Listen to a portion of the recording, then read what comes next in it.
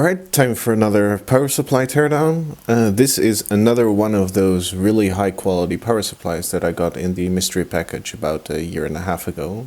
This is an Excelsys system power supply, and it's extremely interesting because it is a modular power supply. These are modules that you can theoretically pull out. I guess they're screwed down there. There's actually room for 4 modules, only 3 are installed. I got a couple of loose modules. I'll show you one actually. Here's one of those modules that apparently sits in the power supply like that. I guess we should take a closer look at this because this is kind of out of this world, to be honest. This is a close-up of this power module, and to be honest, I really don't know what we're looking at. It's alien technology as far as power converters go. Quite obviously they have this this label on here which says that V-min is 6 volts, V nominal is 12 volts, V max 15, I max 20, i.e. maximum current. I guess this is adjustable, so my first instinct is that this trim pot sets the output voltage, and the output voltage comes out of here. These are a cheap way to get high current out. Just screw some leads in. Not very good for safety because you can short the leads quite easily. Like even though they put this plastic divider on, it's still pretty easy to get a metal object and just short out these screws. These are obviously PCB inductors, and I actually have some experience with these. Let me see if I can find it. Yeah, here we go. This is actually a very high current PCB transformer I made, or a coupled transformer actually. You can see the coupling there.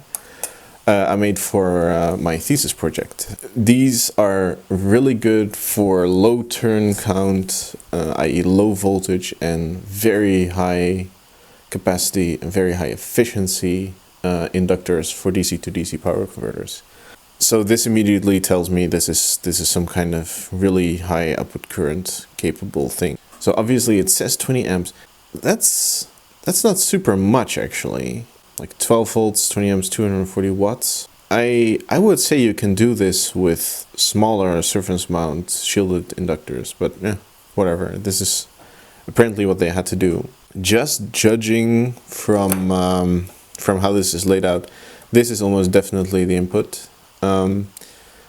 Just tiny headers. These pins, they are fairly thickly gold plated and 2 pins per pole, so I would say maximum input current is a couple of amps maybe, so I would say maybe like it's 48 volts or 72 volts in or something, that they convert down to at least 6, maximum 15, and nominally 12 volts.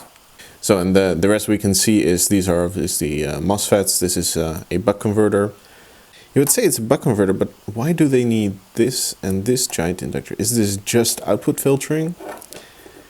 Because like they have extra MOSFETs here, which are clearly coupled to this big inductor, which is clearly coupled into the output. And then they have this whole backside. We'll have to revisit this because this is just a whole other story. I'm not 100% sure about the topology here. This could just be a big LCL filter, but I think there's more going on here. Or maybe it's just a power sharing thing. Like they just switch the output power to coincide with other power supplies. I really don't know. This is kind of an enigma. And also interesting to note is, okay, we're pretty much done here. The only component of interest is this capacitor, which is a Senwa, which is not that good of a quality. Generally not considered one of the top brands. Not a bad brand, but kind of surprised to see Senwa. I would have expected Nippon Chemicon. Yeah, so with the top side done, I mean, I cannot resist. We have to look at the bottom side. There is so much going on. The solder quality is excellent, absolutely top notch. The only strange thing is, like most of these are obviously this is leaded solder. To my eye, these connections are all very bright and shiny. The only exception to the solder quality is this connector here, which has extremely dodgy connections. I'm sure this is some kind of rework job or something, because like this pin is barely soldered in. These two have way too much on it, but the rest of the unit, all the solder connections, even these high current connections, are fine. They're just great. So really puzzled as to what's going on there. Anyway, so first of all, there is some kind of sensing on the input, some kind of Zener and diode configuration to do linear voltage sensing. Bit strange is that these two optocouplers, like this one points that way and the other points that way. Maybe this is actually a transistor? I'm really unsure what's happening here. Anyway, this whole power supply is an enigma. Then there's these mode switch thingy, but I put Kapton tape over it, so it's not meant to be user changed. On to this whole mess. Like this, there's basically nothing you can do with this unless you go through the effort, and it's really going to be like a couple hours worth of work to reverse engineer this. I am fairly sure this is all just some kind of discrete implementation of gate drive and things that you would usually just do on a single chip or on a dedicated chip, but for some reason they couldn't. So the real way to go about this is to look at the main chips. So this is a TLV 274. I'm pretty sure that's an op-amp. This here is an L2904, which is also an op-amp. Aha! This is a 2843B, which is apparently a current mode PWM controller, which is interesting because that would mean that this is actually fairly high voltage coming in. I mean, it makes sense now, because this is also isolated. Because a current mode PWM controller, you're not going to use that for DC to DC, and that's really something you use for AC/DC stuff. No, wait a second. How do they trigger the primary side MOSFETs then? How do they get the power from one side to the other?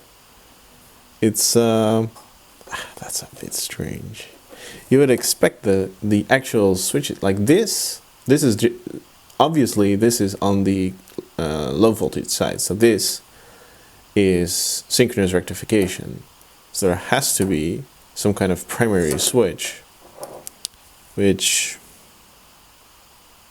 I cannot immediately see. What I would think is that the primary switch is in the big module. Yeah, this here is an Intersil ISL 2100 or HIP 2100. It's a half-bridge high current MOSFET driver, so this is definitely doing some kind of high frequency or at least high slew rate hard MOSFET driving. So, geez, man, this is weird stuff. Obviously, here is some giant ass capacitance, which seems to be directly coupled to the low voltage output. Yeah, pretty much to the low voltage output of this this transformer arrangement. So that's definitely the output of the DC to DC isolated DC to DC converter. But then there's this arrangement here, which also has some extra capacitance, which is directly coupled to the output. So there's definitely a converter in between as well. So there's two converters in series. That is thoroughly interesting. Why would you put two converters in series? Especially, like this is expensive magnetics. I am flabbergasted about this power supply. This is some weird stuff. Anyway, obviously it does some current sensing on the output, so it has overcurrent protection. This is for all the world, like, look at these leads going through there, and these are obviously Kelvin sense leads. So this is a current sense amplifier. That's an expensive component. Like, one of these is probably $1. So they really spared no expense making this a super high quality power supply. Which leaves this connector. Why? This is weird. Very weird. It has opto-isolators, by the way, and these opto-isolators, fun fact, these are obviously much smaller than these. And there's traces going underneath and all that. So this can never be more than 1 kV rated or something, which is not sufficient for mains isolation, but it is sufficient for if you already have an isolated power supply and you just want some kind of control lines that are isolated, like well enough isolated to allow for a couple tens of volts over or under voltage, but not isolated so that it has to be mains rated isolation. Well, I'm going to disassemble this beast, see what's inside. Oh, look at that! That's a really nice touch. They put in a rubber or very soft gasket between the fan and the housing to reduce noise and vibrations. All right, so look at this. This was under the PCB and the power supply. They actually put PCB with obviously no solder mask, just tinned copper as a undershield, even though the whole power supply is an aluminum casing. There's aluminum behind this, which is like 3mm thick aluminum that's much better at screening any problematic radiation, but they still went through the effort and put in a proper PCB screen. FR4, it's even, like, this screen is even UL listed. It has a UL listing number. So awesome. So this is the main power supply board, I guess, or the module holder board, or however you want to call it. And again, this is just full of alien technology. I'm thoroughly amazed at this power supply. It's so unlike anything else I've ever seen. Anyway, they have these this is interesting. They hot glued these pieces of obviously PVC insulation. Oh, and yep, that's what happens with PVC. Let's just start at the things that we recognize, because otherwise I'm going to go crazy. This header here had the fan connection on it, so the fan is obviously driven from the primary side. Kind of interesting, because this connector is open pin. Well, I guess this whole section is kind of dangerous to touch. It's not supposed to be touched. Power comes in via a Molex Minifit Junior. And there's a separate grounding strap, very good. The grounding strap, there's also a grounding strap connection on the housing itself. So it's a standard glass fuse, replaceable, 6.3 amps. And then the bare minimum of input filtering. Oh, this is interesting. They put a little bit of fiberglass here. Yeah, very interesting. Piece of fiberglass just as a blast shield, I guess. Or as insulation to protect, I don't know, maybe it's if you use a tool for the fuse replacement that you don't accidentally touch the outside. So it basically goes here, fuse, common mode choke, filter. I think this common mode choke and this capacitor also form a filter. Then it goes into the diode bridge. Then this arrangement is kind of interesting. This giant inductor is obviously a power factor correction inductor, and these, oh, that's cool. I have never seen this before. I'm gonna zoom in. This is my favorite power supply now. See this brand here, Cree? Cree don't just make high power, high efficiency LEDs. They also make silicon carbide rectifiers. So what they're doing here, they're using silicon carbide rectifiers are high voltage rectifiers with a very low forward voltage. So it's very good for high efficiency power factor correction and high efficiency rectification for high voltage stuff. So they just have the general, like any power factor correction. This is probably just a critical mode boost converter with two fairly generic intersil transistors and the Cree diode, output diode.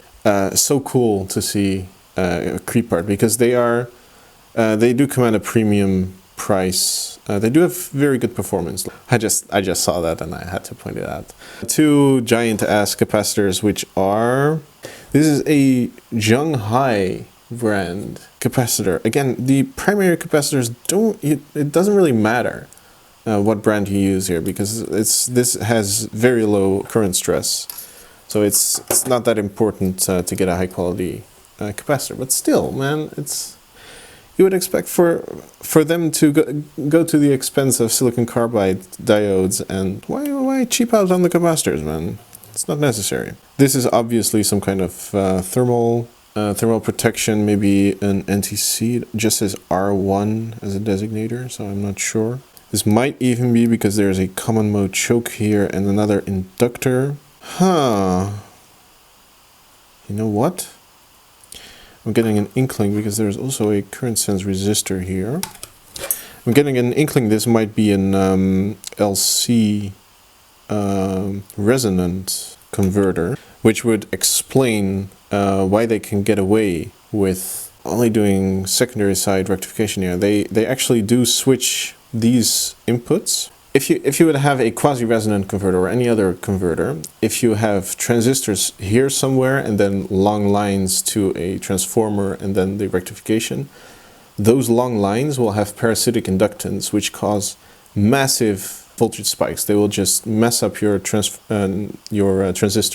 However, if you have an LC resonant converter, what you do is you actually generate instead of very sharp high voltage flanks, you're making a kind of high frequency sine wave, which has much smaller dV/dt, and therefore and it's zero voltage switching. So there is just no risk of these high voltage spikes on the switching transitions. So I'm pretty sure that's what they're doing here, because there are two transistors here which seem to be on different poles, and there is these capacitors here, which are judging by the bright yellow dielectric, these are high voltage, high stability ceramics, something like X6S or just MP0. That explains pretty much everything, all the alien technology in here. So this is basically how a high-end power supply looks. And this is also, I just want to say, one of those situations where people often think, oh God, I'm paying twice as much for my power supply. I expect to be getting all Nippon Chemicon capacitors and super high quality and the best efficiency ever. That's simply not true. Even in the very high-end power supplies, there is still often some bawdry and some bad connections and everything. High price doesn't necessarily mean higher quality. Anyway, this pretty much sums up this whole power supply. It's a big LC resonant primary with multiple secondaries that do their own synchronous rectification. But as you might be able to see on this side, there is still a lot of alien technology. Here we see some kind of inductor thing. All I can think of is that they are just using surface mount inductors galore to, in this case, generate a high voltage, or just use this as a pulse transformer, could be, to drive the upper MOSFET. However, here, this one actually has an associated offline power supply, a TNY267GN. It's an offline power supply chip and they use this transformer, pretty sure, because there is no other magnetics near it. Possibly this. Oh wait, yeah, I was wrong.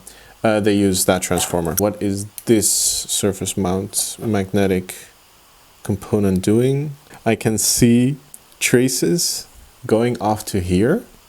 This seems to be some kind of isolated thingy.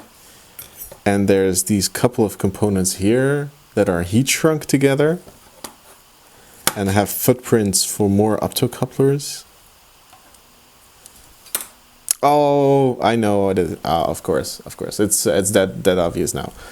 This is just the power supply for the fan, and they probably use this as a temperature control, maybe. So the fan is actually isolated. Still, though, this is some really cool technology. They spared no expense on most things, except for the capacitors. I guess somebody had a grudge against Japanese capacitor manufacturers or something. I'm sure they still did their homework, of course, and chose good quality ones. I kind of looked up prices for these power supplies, and they are close to $700 for a low-end power supply. So, well, there you go. Awesome power supply, my favorite so far, definitely. With very few and very minor flaws. Hope you liked it. See ya.